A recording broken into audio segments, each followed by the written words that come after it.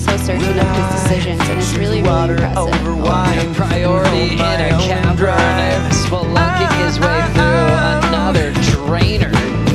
And without priority, he's got to be the most dangerous. Moving on to an 8-point ride into the score right there. That's got to be bigger than the 8. I mean, that's a big wave. Thinking back to this morning, I think it was Kelly. Just have a look at this one. This is Gabriel. I mean, look how far forward on the board he had to shift his way because he was so deep on that thing. I mean, look, yeah, he's calling it. But look at this. I mean, right here, he's so far forward on the board. There is so many weaves that he's done in that battle. So he comes down the line. He rode the foam ball for so long. This thing was insane. I don't think he could have gone much deeper. You saw how he was on the foam ball for pretty much the whole wave until he came out. And that's what's so difficult about Teahupoo is it just the foam ball really bugs you. You know, we saw Jake Marshall getting bugged off. But on a note, in my opinion, you've got to go close to a 10 because honestly, the 8 was in comparison, you know. I think there's 2 points extra there for sure. Yeah, I don't agree with that. It's just so well done. That was one of those magic moments. Wow, we go back to live quickly, driving through the pit and out to daylight. It's Gabriel Medina, who's been very selective, but selecting really well. His 8 was a long time ago.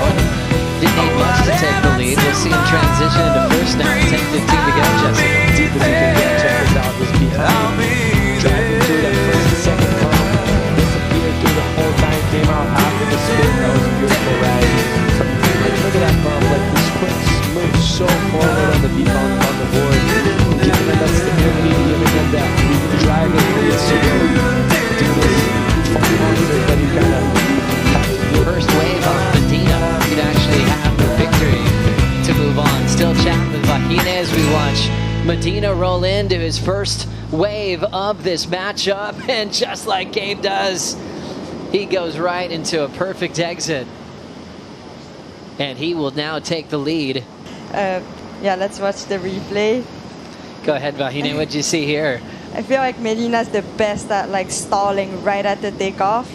He stays super low and then pumps you and still slowing down. But he's the best at doing that right at the takeoff, staying really low. So one of my favorites. This is live action now.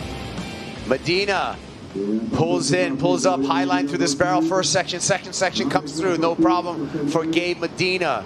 Wants to do a quick turnaround right here. He's activated.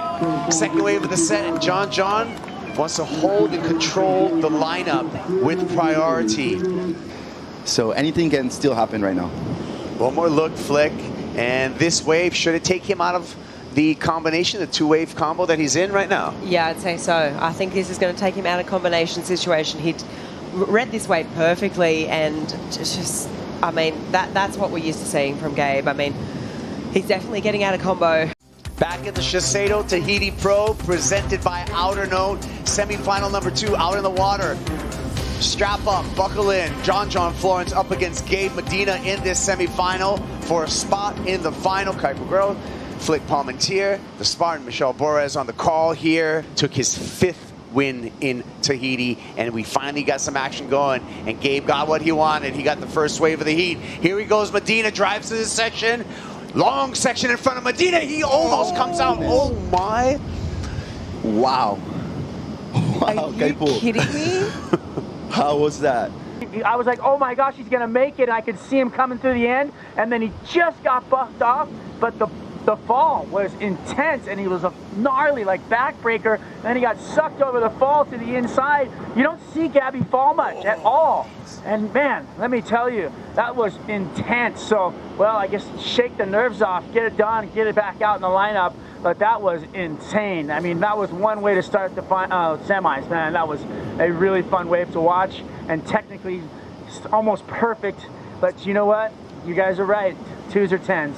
That was incredible. How was the wave after, Strider? We saw John just have to duck under that second monster. I was going to talk about that. you know, I heard Italo say, I think it's getting smaller. I don't think it's getting smaller. I think we're going to see more of those sets. I mean, that wave was massive, and that thing just lurched onto the reef, and it was one of the thicker waves of the day, and it was that beautiful, dark, scary looking one, and then it just opened.